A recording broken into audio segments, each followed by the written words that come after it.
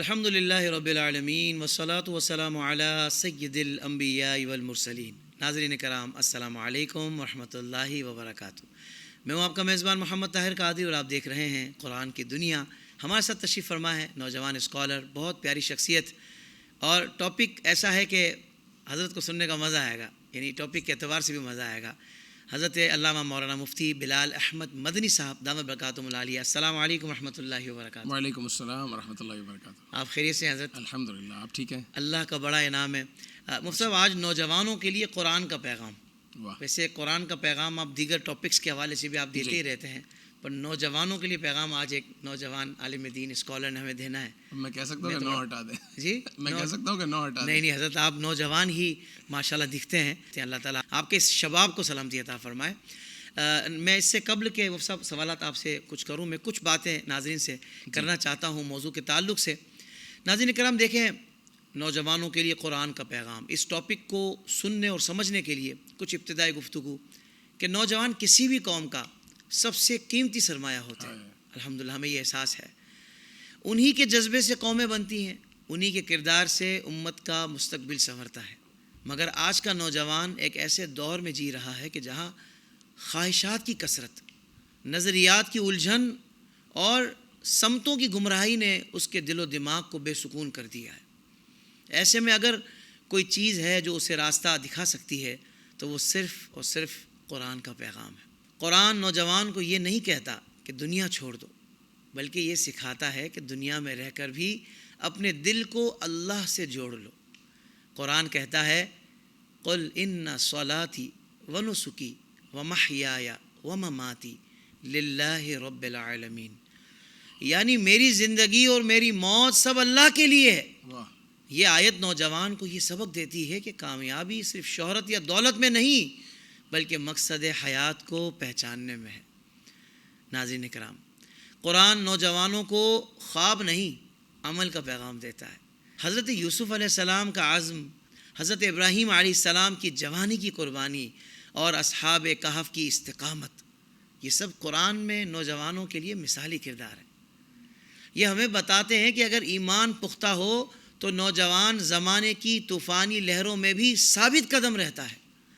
آج کے نوجوان کو قرآن یہ پیغام دیتا ہے، تم اپنی صلاحیتوں کو ضائع نہ کرو، اپنی جوانی کو علم، اخلاق، خدمت اور یقین کے راستے پر لگاؤ۔ سوشل میڈیا کی چمک، دنیاوی خواہشات کی دوڑ اور وقتی خوشیوں کے پیچھے بھاگنے کے بجائے اپنے دل میں قرآن کی روشنی پیدا کرو، کیونکہ جس کے اندر قرآن بولتا ہے اس کے کردار سے دنیا منور ہو جاتی ہے۔ محترم ناظرین، اگر آج کا نوجوان قرآن سے رشتہ جوڑ لے تو وہ صرف خود نہیں، پورے معاشرے کا رخ بدل سکتا ہے۔ قرآن اسے حوصلہ دیتا ہے، راستہ دکھاتا ہے اور مقصد عطا کرتا ہے۔ آئیے آج کے پروگرام میں ہم اس پیغام پر غور کرتے ہیں کہ قرآن نوجوانوں کے دلوں کو کس طرح جگاتا ہے، ان کے خوابوں کو حقیقت بناتا ہے اور ان کی زندگیوں کو ایمان، علم اور خدمت خلق کا حسین امتزاج بنا دیتا ہے۔ کیونکہ نوجوان وہ ہوتا ہے جو قرآن کو صرف پڑھتا نہیں، اس پر چلتا ہے اور دنیا کو بدل دیتا ہے۔ آئیے علامہ صاحب کی طرف بڑھتے ہیں اور سوالات کا آغاز کرتے ہیں۔ مفتی صاحب، بہت خوبصورت ٹاپک ہے یہ بھی ماشاءاللہ کہ قرآن میں نوجوانوں کے لیے کیا پیغام ہے، کیا کردار ہونا چاہیے۔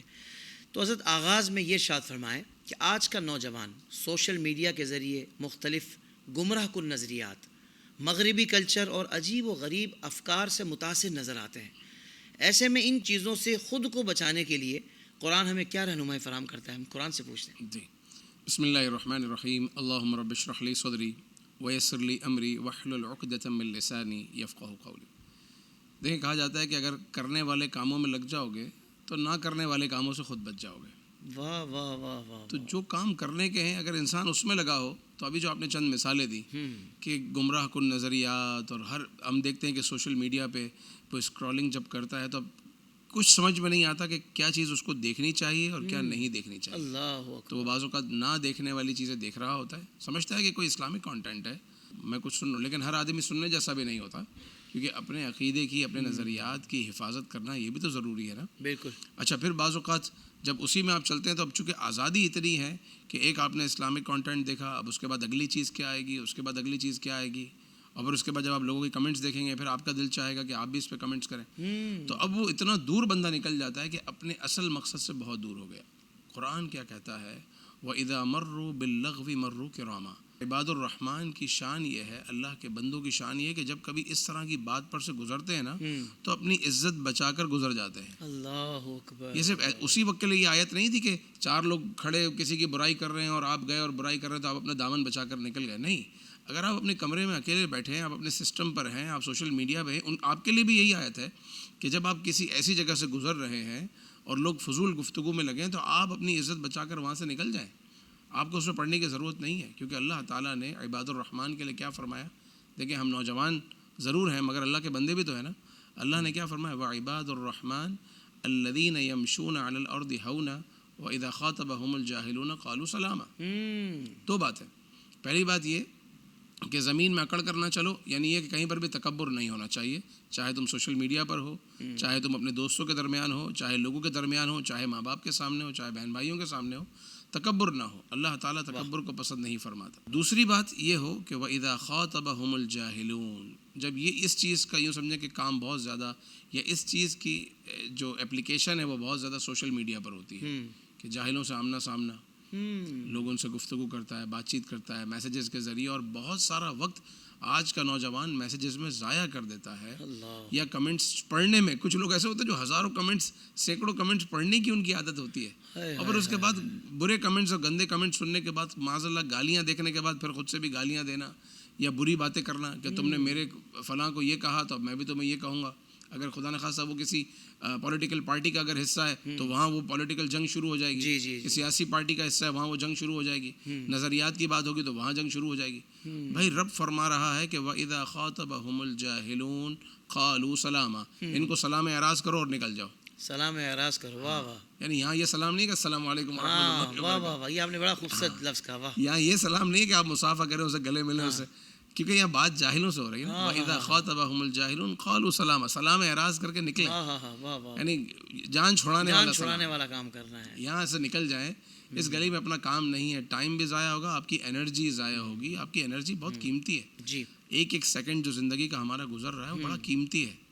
اس ایک سیکنڈ سے آپ دنیا بھی کما سکتے ہیں, اسی ایک سیکنڈ سے آپ آخرت بھی کما سکتے ہیں, اسی ایک سیکنڈ سے آپ دونوں کما سکتے ہیں, اور اسی وقت کو آپ گھنٹوں آپ ضائع بھی کر سکتے ہیں ریلز دیکھنے میں اور لوگوں کو میسیجز کرنے میں. اب آپ کی مرضی ہے کہ آپ اپنے وقت کو کیسے کام میں لاتے ہیں. صحیح. اور میرا رب فرماتا ہے اس سے اگلی آیت میں, عباد الرحمن وہ ہے والذین یبیتون لربہم سجدا وقیاما, وہ جو اپنے رب کے لیے سجدے میں اور قیام میں راتیں بتا دیتے ہیں, گزار دیتے ہیں.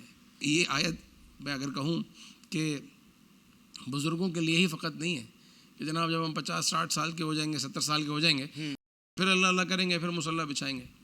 وہاں بھی ہمیں سناتے ہیں نا کہ عبادت کے یہی دن ہیں, بڑھاپے میں کہاں ہمت, جو کچھ کرنا ہے اب کر لو, ابھی نوری جوان تم ہو. تو یہ عبادت کے دن, سجدوں کے دن, قیام کے دن, یہی تو دن ہیں. یعنی ہماری سوسائٹی نے اس کو بھی تقسیم کر دیا کہ جوانی میں تو یہ کام کرنے ہیں, یہ بڑھاپے میں کریں گے جو اللہ کرنے والے کام ہیں. یعنی یہ کتنی عجیب سوچ ہے سر. دیکھیں یہاں کہیں اللہ تعالیٰ نے اس کی تقسیم نہیں رکھی, بلکہ جوانی کی عبادت کو پسند فرمایا, جوانی کی توبہ کو پسند فرمایا. کتنے کیسے واقعات ہیں کہ ایک واقعہ ملتا ہے قرآن پاک کی تفسیر کے اندر ہی, جہاں سورۃ الرحمن کی آیت ہے کہ وَلِمَنْ خَافَ مَقَامَ رَبِّهِ جَنَّتان. اس کی تفسیر میں مفسرین نے لکھا ہے کہ ایک نوجوان تھا اور نیک آدمی تھا, نماز روزے عبادت کی طرف. اس کو کسی بری عورت نے بلایا اور نہ چاہتے ہوئے بھی پہلے 2-4 بار اگنور کیا, لیکن ایک بار اس کے دروازے تک چلا گیا. جب اس کے دروازے پر پہنچا فوراً اس کا خیال بدلا, اس کی ایک آواز, ایک چیخ بلند ہوئی اور وہیں پر گرا اور اس کا انتقال ہو گیا. رات کا وقت تھا, لوگوں نے اٹھایا اور اس کی تدفین کر دی. اگلے دن جب صبح ہوئی تو معاملہ عمر بن خطاب رضی اللہ تعالیٰ عنہ کی بارگاہ میں پیش ہوا. امیر المؤمنین کے پاس یہ بات آئی کہ رات کو فلاں نوجوان کا ایسے انتقال ہو گیا. آپ نے فرمایا کہ مجھے اٹھایا کیوں نہیں, میں اس کے جنازے میں شامل ہوتا. کہا حضور رات کا وقت تھا, ہم نے سوچا کہ چلیں اس کو تدفین کر دیتے. کہا مجھے اس کی قبر پر لے چلو. عمر بن خطاب رضی اللہ تعالیٰ عنہ اس کی قبر پہ پہنچتے ہیں اور فاتحہ پڑھتے ہیں اور قرآن پاک کی آیت تلاوت کرتے ہیں. وَلِمَنْ خَافَ مَقَامَ رَبِّهِ جَنَّتان.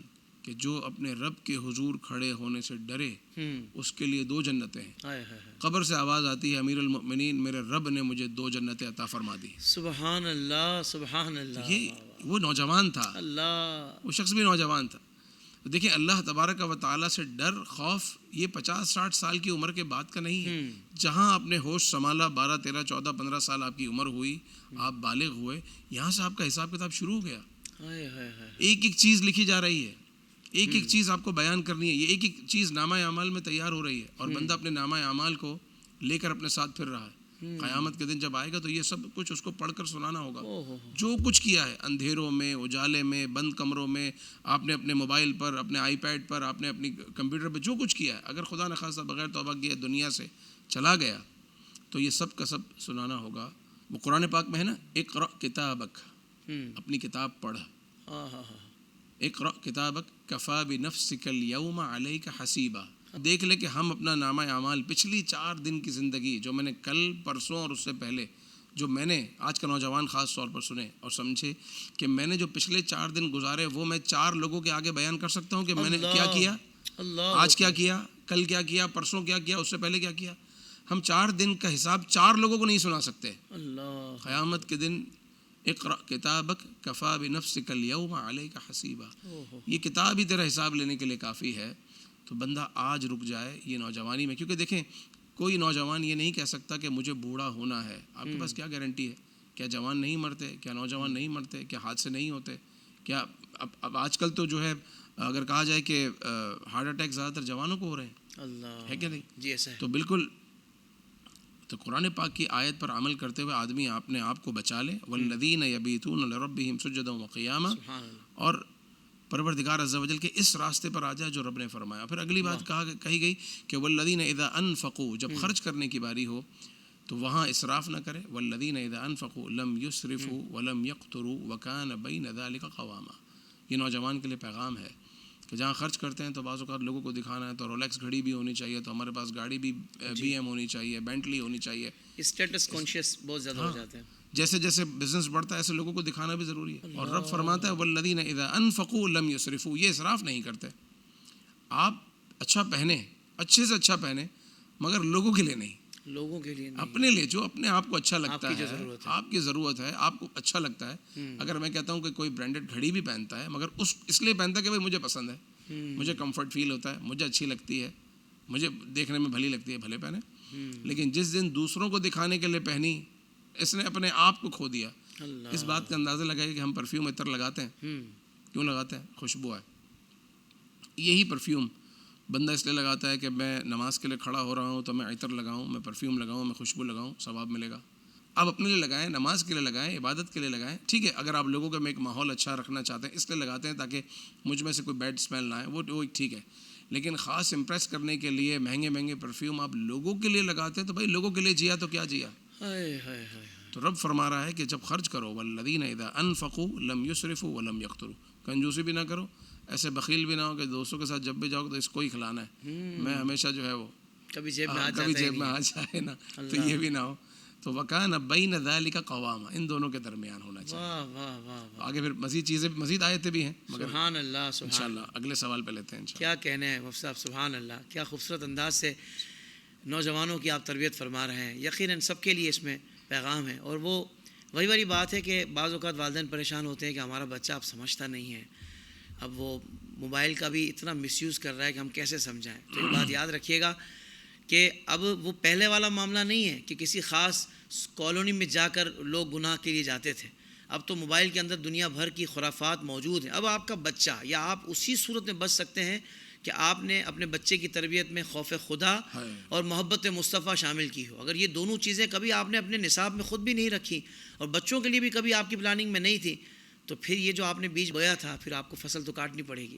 کہاں نیک اولاد والدین کے لیے صدقہ جاریہ بنتی ہے, اور یقیناً بنتی ہے, تو وہاں ایسی اولاد کہ جن کی تربیت پر آپ نے کوئی, یعنی ان کا حق آپ نے ادا نہیں کیا. اچھی تربیت ہی اولاد کا حق تھا جو آپ نے ادا نہیں کیا, اور اب آپ اتنا سارا مال جمع کر کے نہ جانے کن کن طریقوں سے اور اولاد کو دے کے چلے گا, وہ اس کا استعمال کس طرح کر رہی ہے. یہ سب کے لیے آپ تیار رہیے گا. اگر چانس ہے, موقع ہے, تو آج بھی اپنے بچوں کی دینی راہ پر تربیت کے لیے کوششیں کر لیجئے، ہو سکتا ہے ہم سب کے لیے دنیا و آخرت کے راستے آسان ہو جائے۔ مفتی صاحب بہت خوبصورت گفتگو فرما رہے ہیں، اسی کو آگے بڑھاتے ہوئے کہ فی زمانہ نوجوان سب کچھ جانتے ہوئے بھی مقصد زندگی سے دور نظر آتے ہیں۔ یہ پتہ ہے کہ بھائی ٹھیک کیا ہے، اللہ اس کے رسول کس میں راضی ہے، مجھے کرنا کیا چاہیے، مجھ سے دین کیا ڈیمانڈ کر رہا ہے، میں نے کلمہ پڑھا ہے تو اس کے کیا تقاضے ہیں، یہ سب جانتا ہے، پھر بھی مقصد زندگی کے لیے اس کے پاس پراپر کوئی وقت نہیں ہے، چلتے پھرتے کہیں ہاتھ لگا لیا، کوئی کلپ دیکھ لیا، وہ اس طرح بس کر رہا ہوتا ہے۔ تو ایسے نوجوانوں کو قرآن درست سمت کی جانب کیا رہنمائی فراہم کرتا ہے؟ دیکھیں 3 چیزیں ہیں، ایک ہے آئیڈینٹی، اپنے آپ کو پہچاننا، ٹھیک ہے، دوسری چیز ہے ڈائریکشن، سمت کہ جانا کہاں ہے، اور تیسری چیز ہے مقصد زندگی، جو کہ ہمارا گول کیا ہے، ہمیں کرنا کیا ہے اور ہمیں پہنچنا کہاں ہے۔ سب سے پہلے تو انسان اپنے آپ کو پہچانے، نوجوان اپنے آپ کو پہچانے۔ ہم نوجوان اپنے آپ کو کیا پہچانتا ہے کہ میں کسی کالج یونیورسٹی کا اسٹوڈنٹ ہوں، مجھے ماسٹرز کرنا ہے یا مجھے بیچلرز کرنا ہے، اس کے بعد ڈگری ہولڈر ہونے کے بعد جاب ڈھونڈنی ہے اور دنیا کمانی ہے، 5-10 سال جاب کروں گا، اس کے بعد موقع لگا تو بزنس کر لوں گا، شادی ہو جائے گی، بچے ہو جائیں گے، بھائی یہی ہماری زندگی۔ یہ آپ کی آئیڈینٹی نہیں ہے، قرآن کچھ اور کہہ رہا ہے۔ اللہ تعالیٰ فرما رہا ہے سواہ ونفخ فیہ من روحی، ہم نے جب تمہارے جسم کو تیار کیا ہے، ونفخ فیہ من روحی، میں نے اپنی جانب سے تم میں روح رکھی ہے، یعنی روح من جانب اللہ ہے، اللہ تبارک و تعالیٰ نے ہمارے اندر کوئی چیز رکھی ہے، کوئی ایک ایسی خوبصورت چیز ودیت کی ہے، کوئی ایک ایسی چیز رکھی ہے جو عام طور پر چیزوں میں لوگوں میں نہیں ہوتی۔ ہمیں اشرف المخلوقات بنایا، اللہ نے ہمیں سب سے بہتر بنایا، صحیح، تو اپنے آپ کو پہچانے۔ پھر اللہ نے فرمایا وَجَعَلَ لَكُمُ السَّمْعَ وَالْأَبْصَارَ وَالْأَفْئِدَةَ، واہ واہ، ہم نے تمہیں 3 انعام دیے ہیں۔ السمع، سماعت دی ہے، استعمال دیکھ لو کیسا کرتے ہو۔ الابصار، تمہیں دیکھنے کی طاقت دی ہے۔ الافئدہ، اور دل بھی دیا ہے۔ واہ، یہ 3 چیزیں ہم نے تمہیں دی ہیں۔ اب بندہ اپنے آپ کو پہچانے کہ ایک جگہ رب نے فرمایا کہ اللہ نے اپنی جانب سے میرے اندر کوئی ایک بہت ہی خاص اور ایک نفیس چیز رکھی ہے۔ واہ، دیکھیں یہ جسم صرف جسم نہیں ہے، اس کے اندر ایک روح بھی ہے، اس کی بھی ایک غذا ہے۔ جس طریقے سے آپ کو صبح ناشتہ کرنا ہے، دوپہر کا کھانا کھانا ہے، رات کو کھانا کھانا ہے، دن میں 2 ٹائم چائے چاہیے، آپ کو 8 گھنٹے کی سلیپ چاہیے، یہ سب کس چیز کی ضرورت ہے؟ ہمارے جسم کی، ہماری باڈی کی نیڈ ہے۔ باڈی کے اندر ایک اور چیز بھی ہے، جب یہ الگ ہو جائے تو جسم مردہ ہو جاتا ہے، دفنانے کے قابل ہوتا ہے۔ اللہ، یعنی جیسے ہی روح نکلی تو قریب سے قریب رشتہ دار بھی، سب سے زیادہ محبت کرنے والا بھی آدمی کیا کہے گا؟ دفنا کے آتے ہیں۔ اللہ اکبر، یعنی جس چیز کو مٹی میں دبانا ہے اس کے لیے ہماری ساری زندگی کی کوششیں ہیں، جو ہمارے اندر ایک ایسی چیز ہے جو رہنے والی ہے، ہائے ہائے ہائے، جس کو سبز پرندوں میں اللہ تعالیٰ نے اعلیٰ علیین میں اٹھانا ہے، جس نے جنت کی سیر کرنی ہے، اس کے لیے کچھ بھی نہیں ہے، اس کی غذا کچھ بھی نہیں ہے۔ تو اس روح کا بھی تو خیال کریں جو اللہ نے ہم کو عطا کی ہے۔ اور پھر جو رب نے 3 انعامات دیے، وَجَعَلَ لَكُمُ السَّمْعَ وَالْأَبْصَارَ وَالْأَفْئِدَةَ قَلِيلًا مَا تَشْكُرُونَ، تھوڑے ہیں جو شکر کرتے ہیں۔ سماعت دی اللہ تعالیٰ نے، کہ ہم اب سماعت کا اگر اندازہ لگائیں کہ اللہ کی کتنی بڑی نعمت ہے۔ آپ کو کسی بھی شخص سے کال آتی ہو، حافظ صاحب آپ تو اتنے ہزاروں لوگوں سے بات کرتے ہیں، فون آپ کو بھی آتے ہیں، ہمیں بھی آتے ہیں، آپ نے جس سے 1 بار یا 2 بار بات کر لی، اس کا جب فون آتا ہے آپ اس کی آواز پہچان لیتے ہیں؟ جی، ہم میں سے ہر شخص پہچان۔ یعنی اللہ تعالیٰ نے ہماری، حالانکہ سب اردو بول رہے ہیں، لیکن اللہ تعالیٰ نے ہماری سماعت میں کیا خوبصورت ایک انعام کی، کتنی زبردست ہمیں انعام دیا کہ ہم ہزاروں، بلکہ شاید اگر میں کہوں کہ اس سے بھی زیادہ آوازوں کا انتخاب کر لیتے ہیں یا پہچان لیتے ہیں کہ کون بول رہا ہے، ہائے ہائے ہائے، ہمیں پتہ چل جاتا ہے۔ واہ واہ واہ، آواز ایک، اس کا بولنے کا انداز تقریباً ملتا جلتا، لینگویج بھی وہی ہے، سبھی فون اٹھا کر السلام علیکم کہتے ہیں، لیکن ہم السلام علیکم کہتے ہی پہچان لیتے ہیں بندہ کون ہے۔ واہ واہ واہ واہ، کتنا بڑا رب کا انعام ہے یار۔ سبحان اللہ، سبحان اللہ، اور ابصار کی، دیکھنے کی بات کریں تو اللہ نے ہمیں ان آنکھوں کے ذریعے کیا نہیں دیا۔ دنیا کی ہر چیز ہم آنکھ اٹھائیں تو ہم آسمان تک دیکھ لیتے ہیں، کتنا بڑا تحفہ ہے۔ اور پھر اللہ نے جو دل دیا کہ ہم جو چاہیں، جس چیز کو چاہیں اس میں جگہ دے دیں، جو چاہیں سوچیں۔ پھر رب نے فرمایا قلیلا ما تشکرون، تھوڑے ہیں جو شکر کرتے ہیں۔ ہائے ہائے ہائے ہائے، ان چیزوں کا شکر یہ ہے کہ ان سماعتوں، بصارتوں اور دل کو اللہ کی راہ میں آدمی خرچ کرے، یہ اس کا شکر ہے، یہاں اس کا استعمال کرے۔ کیا کہنے، کیا کان سنیں تو تلاوت سنیں، نعت سنیں، اللہ کا ذکر سنیں، آنکھیں دیکھیں تو مکہ مدینہ دیکھیں، غوث پاک کا روضہ دیکھیں، اچھی چیزیں دیکھیں، سبحان اللہ، دل میں خیال ہو، عشق مصطفیٰ ہو، والدین کی محبت ہو، یہ چیزیں ہوں، اور پھر اپنی روح کی پاکیزگی کے لیے آدمی ذکر کرتا رہے۔ تو یہ تو آئیڈینٹی پہ میں نے بات کری کہ بندہ سب سے پہلے اپنے آپ کو پہچانے، جی جی، ایز اے یونیورسٹی اسٹوڈنٹ نہیں، بلکہ کہ اللہ نے مجھے کیا بنایا ہے اور میرا مقام کیا ہے، واہ اس واہ طرح پہچانیں۔ اب اس کے بعد آ جائیے بات جو آپ نے کی سمت کی، سبحان ڈائریکشن، جانا کہاں ہے، اس کے حوالے سے بھی اللہ نے فرمایا قل ان صلاتی و نسکی و محیایا و مماتی للہ رب العالمین۔ جی آیت ہم نے کئی بار پڑھی ہے، کئی بار سنی ہے، بلکہ شاید ہم جب بقرعید پہ قربانی کرتے ہیں تب بھی آیت پڑھتے ہیں، ٹھیک ہے۔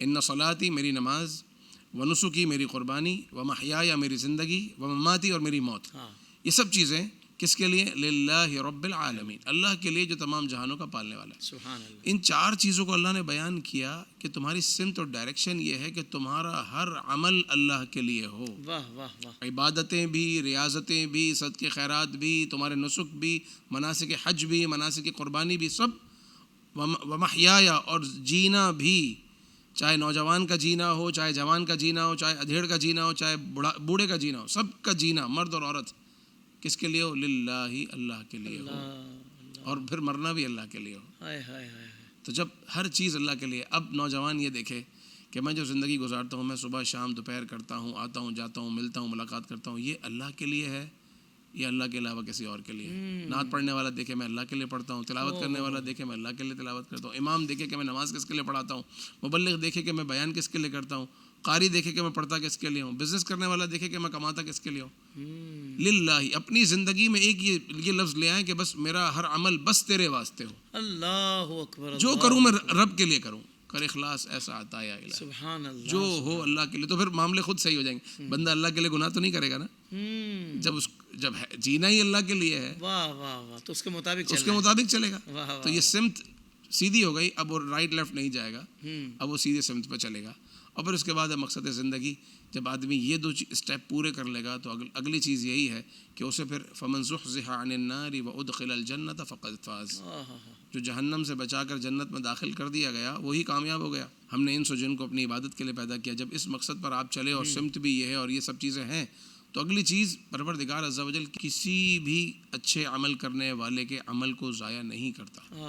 تو اگر آپ نے زندگی اچھی گزاری ہے، اللہ کے لیے گزاری ہے، اپنی جوانی، اپنی زندگی، اپنی گھریلو زندگی، اپنی معاشرتی زندگی سب اللہ کے لیے ہے، تو اللہ تبارک و تعالیٰ کیسے چھوڑ دے گا؟ اس کو یہاں بھی کامیاب کرے گا اور آخرت میں بھی اللہ اس کو کامیاب کرے گا۔ سبحان اللہ سبحان اللہ، للہ رب العالمین، جو کچھ بھی ہو یعنی ہر خیر والا کام ہو اور اللہ کے لیے ہو۔ تو میں نے سوچا، میں نے غور کیا کہ یار جو کچھ ہو سب اللہ کے لیے ہو، اور یہاں یہ کنڈیشن ہو کہ کچھ بھی نہیں اللہ کے لیے، نہیں پریکٹیکل ماننا تو سب ہے، ظاہر بات ہے، مانتا جو ہے وہی مومن ہوتا ہے، لیکن پریکٹیکلی ہمارا کوئی بھی عمل یعنی اس میں دنیاوی فائدے ہی ہم دیکھتے ہوں، صرف دنیاوی منفعت ہو، صرف دنیا والوں کی رضا ہو کہ بھئی فلاں کو خوش کرنا ہے، فلاں کو راضی کرنا ہے، یہ کروں گا تو لوگ کیا کہیں گے، اگر ایسے کروں گا تو لوگ پتہ نہیں کیا کیا آوازیں لگائیں گے۔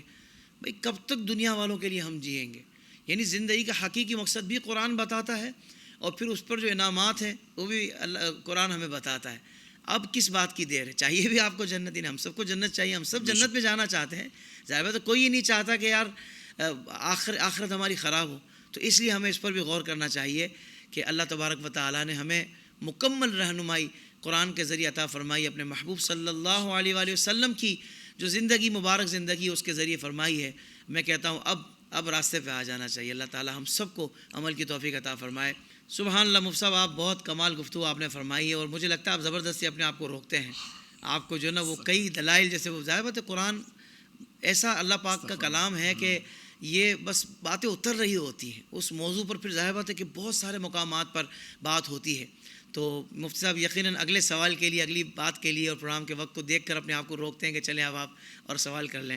حضرت یہ ارشاد فرمائیں کہ نوجوانوں کو آج کل دین پہ چلنا مشکل نظر آتا ہے، یہ تو چونکہ سوسائٹی میں ماحول ایسا کریٹ کر دیا گیا، ایک میکینزم ایسا بنا دیا گیا ہے کہ بھئی دیکھو یہ کامیاب لوگ ہیں، یہ دنیا میں عیش کر رہے ہیں، یہ ان کی واہ واہ ہے، یہ بڑے مشہور ہو گئے ہیں اور انہی کی عزت ہے۔ یعنی اب ماحول ایسا کریٹ کر دیا گیا ہے کہ عام نوجوان کہتے ہیں یار میں دین پہ چلوں تو حضرت مشکل بڑا کر دیا ہے میرے لیے سوسائٹی نے اس معاملے۔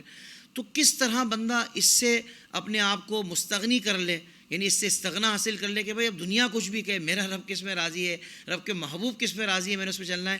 تو اس پر دین پر عمل کرنے کے لیے اب تانے بھی لوگ ڈال رہے ہوں، تانے بھی دے رہے ہوں، تو اس کو برداشت کرتے ہوئے کس طرح بندہ اس معاشرے میں، اس سوسائٹی میں رہ کر بھی دین پر عمل کر سکتا ہے اور اپنی دنیا و آخرت کو بچا سکتا ہے؟ سب سے پہلے تو یہ تصور ہی غلط ہے کہ اگر وہ دین پر چلے گا تو اس کے لیے معاشرے میں چلنا بہت مشکل ہو جائے گا. صحیح. تو اللہ تبارک و تعالیٰ نے ہمیں پورے سال میں ایک مہینہ ایسا دیا ہے کہ جس میں ہم روزے رکھیں، یہ اور ہماری جسم کی، ہماری باڈی کی یہ نیڈ ہے، تو ہمیں روزوں کا تحفہ ملا. واہ. تو دین اسلام دین فطرت ہے. کوئی اس چیز کا نام نہیں ہے کہ آپ دین پہ چلیں گے تو لوگ آپ کو مولانا بولیں گے اور مولانا کہیں گے تو اب زندگی میں سروائیو کیسے کروں گا، اور میں عمل کیسے کروں گا، اور میں کام کیسے کروں گا، میں کاروبار کیسے کروں گا، میں جاب کیسے کروں گا. ایسا نہیں ہے. دیکھیں اللہ فرماتا ہے من عمل صالحا من ذکر او انثی، جو نیک کام کرے مرد ہو یا عورت، ہم اسے پاکیزہ زندگی عطا فرماتے ہیں. واہ واہ واہ. یہ رب کا وعدہ ہے. اللہ سبحان اللہ. من عمل صالحا، جو نیک کام کرتا ہو ظاہر بھی باطن بھی، فلنحیینہ حیاتا طیبہ، یہ زندگی کی بات ہو رہی ہے، ہم اس کو پاکیزہ ستھری زندگی عطا فرماتے ہیں. تو یہ اللہ کا وعدہ ہے. تو جب بندہ دین کے راستے پر چلتا ہے تو اسے اسی زندگی میں آخرت کے وعدے تو ہیں ہی ہیں. وَلَنَجْزِيَنَّهُمْ اجرہم بِأَحْسَنِ مَا كَانُوا يَعْمَلُونَ. یہ آیت کا اگلا حصہ ہے کہ ہم ان کو آخرت کا بھی انعام دیں گے، ان کو جزا دیں گے. وہ آگے کی بات ہے. اس زندگی میں بھی اللہ تبارک و تعالی اس کو پاکیزگی اور ایک اچھی اور ایک خوبصورت زندگی عطا فرماتا ہے. یہ اس کا وعدہ ہے. بس بندے کو تھوڑا سا صبر کرنا ہوتا ہے. اصل بات یہ ہے اللہ کہ وہ لگا رہے. لیکن ان الذین قالوا ربنا اللہ، جب ہم نے کہہ دیا نا ربنا اللہ، اللہ ہمارا پروردگار ہے، ثم استقاموا، پھر اس پر ہو استقامت، سبحان اللہ، قائم ہو جائے، واہ واہ. کنسسٹنسی ہو، استقامت ہو، تو نتیجہ کیا ملتا ہے؟ تتنزل علیہم الملائکہ، فرشتے اس پر اترتے ہیں، اس شخص پر. یہ جو کہہ رہا ہے کہ میرا رب پروردگار ہے اور اس پر وہ قائم ہو گیا، ڈٹ گیا. واہ واہ. سبحان اللہ. نمازوں میں، عبادتوں میں، روزوں میں، اللہ تخافوا ولا تحزنوا، کہ تمہیں خوف کرنے کی ضرورت نہیں ہے، تم غمگین نہ ہو. وابشروا بالجنہ، اور تمہیں جنت کی خوشخبری دی جا رہی ہے. یار فرشتے جس کو ندا کریں کہ تمہیں خوف کرنے کی ضرورت نہیں ہے، فرشتے جس کو یہ ندا کریں کہ تمہیں غمگین نہیں ہونا، اس کو لوگوں کے تانوں کی کیا فکر. سبحان اللہ سبحان اللہ. یہ مخلوق ہے، یہ تو بولتی، آپ جتنے بھی اچھے بن جائیں یہ آپ کے بارے میں بات تو کریں گے، سارے تو مطمئن کبھی بھی نہیں ہوں گے، یہ تو بات کریں گے. اور دوسری طرف ہے فرشتوں کی ندا، وہ آپ کو یہ ندا دے رہے ہیں کہ اللہ تخافوا ولا تحزنوا وابشروا، خوف بھی نہیں ہے، غم بھی نہیں ہے، اور بشارتیں بھی ہیں جنت کی. تو اللہ نے آیت کے اگلے حصے میں ایک جگہ فرما دیا کہ تمہیں دنیا کی زندگی میں اچھی دوں گا. آپ سمجھتے ہیں کہ دین پر چلنے والے حافظ صاحب، آپ کتنے ایسے لوگوں کو جانتے ہیں جو دین پر چلتے ہیں اور وہ تکلیفوں کا شکار ہیں؟ ہمیں تو سب اچھے دکھتے ہیں. آپ تھوڑا قریب تو آئیں، آپ قریب آ کر دیکھیں. اللہ تعالیٰ نوازتا ہے، اللہ تعالیٰ عطا کرتا ہے. جو اس کے راستے پر چلتا ہے پروردگار دنیا میں بھی اس کی راہیں کھولتا ہے، پر آخرت میں اس کے لیے اجر ہے ہی ہے. یہ مس کنسیپشن آتی کہاں سے؟ جب ہم دور دور سے دیکھتے ہیں. جب دینی ماحول کے قریب آئیں گے، لوگوں میں بیٹھیں گے، عمل کریں گے، اللہ تعالیٰ کی بارگاہ میں دعائیں کریں گے. یعنی جب آپ یہ سوچو کہ میں اگر اپنے رب سے دعائیں نہ مانگوں، اس کے باوجود بھی وہ مجھے نواز رہا ہے، رزق دے رہا ہے، اور جب آپ 5 وقت مسجد میں جا رہے ہو، نماز پڑھ رہے ہو، نماز کے بعد دعا کر رہے ہو، اب وہ رب نہیں دے گا؟ اللہ اکبر. دینے والا تو وہی ہے. جب بن مانگے اتنا مل رہا ہے تو مانگنے کے بعد کتنا ملے گا؟ بہت اچھے بہت اچھے. ادعونی استجب لکم، مانگو مجھ سے میں دوں گا. واہ واہ واہ. تو اللہ تعالیٰ نوازتا ہے، بندہ قریب آئے. دنیا بھی دیتا ہے. بندہ یہ سمجھ لے کہ دنیا میری تکلیفوں میں ہی گزرنی ہے اور سارے انعامات آخرت کے لیے نہیں. دنیا میں بھی اللہ تعالیٰ نوازتا ہے اور آخرت میں بھی نوازتا ہے. ہاں دنیا میں اسے صبر ضرور کرنا پڑتا ہے. جیسے ہم دیکھتے ہیں انبیاء کرام علیہ السلام پر بھی آزمائشیں آئیں، صحابہ پر بھی آزمائشیں آئیں. بندہ زبان پر شکوہ نہ لائے، بندہ ہے بندگی کرے اپنے رب کی، تو پھر اللہ تعالیٰ فلنحیینہ حیاتا طیبہ کا مژدہ اس کے لیے سنا دیتا ہے. جے سونا میرے دکھ وچ راضی، میں سکھ نو چلے پاؤں. اللہ اکبر. تو حضرت وہ جو ہم سنتے ہیں ڈاکٹر حضرات سے کہ کہتے ہیں امیون سسٹم مضبوط ہوتا ہے نا جس کا، اس پر یہ موسمی جو تبدیلیاں ہوتی ہیں زیادہ اثر انداز نہیں ہوتی. تو آپ نے جو گفتگو فرمائی نا، اس سے میں نے یہ نتیجہ نکالا ہے جو میں بیان کرنا چاہتا ہوں کہ یہ قرآن ہی آپ کو باطنی قوت عطا فرما رہا ہے. بالکل. اور یہ آپ کو اندر سے جب یہ بشارتیں اور یہ فرشتوں کی مدد، یہ سب چیزیں اور یہ نعمتیں، اور دنیا میں بھی راحت ہے، اور پھر سب سے بڑی بات قلبی سکون. یعنی پیسے والے کے پاس بظاہر سب کچھ اوکے نظر آ رہا ہے، پر اس سے پوچھو جا کے سکون سے سوتا ہے کہ نہیں، تو وہ کہے گا کہ نہیں پوچھو، یہ حال ہے میرا. تو اسی آپ دین پر عمل کرنے والے سے پوچھو تو وہ کہتا ہے اللہ کی رحمت سے ایسی سکون والی نیند آتی ہے. تو قلبی سکون وہ اللہ کی رضا والا.